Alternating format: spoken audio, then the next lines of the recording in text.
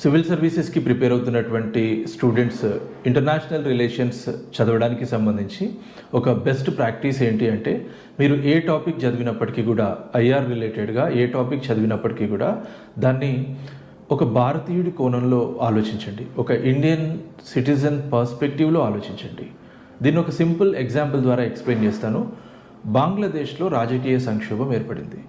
ఈ బంగ్లాదేశ్ రాజకీయ సంక్షోభం వల్ల నైబరింగ్ స్టేట్గా మన ఇండియా పైన ఎలాంటి ప్రభావం ఉంటుంది అంటే, బంగ్లాదేశ్ నుంచి వలసలు పెరిగే ప్రమాదం ఉంటుంది.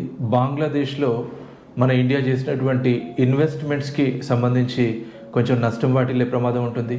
ఇట్లా ప్రపంచవ్యాప్తంగా ఏ సంఘటన జరిగినా అది ఇండియాకి ఆర్ ఇండియన్ సిటిజన్కి ఏ విధంగా అయినా దానికి రిలవెన్స్ ఉందా, ఉంటే దాని ప్రభావం ఎట్లా ఉంటుంది అని విశ్లేషిస్తూ చదవాలి.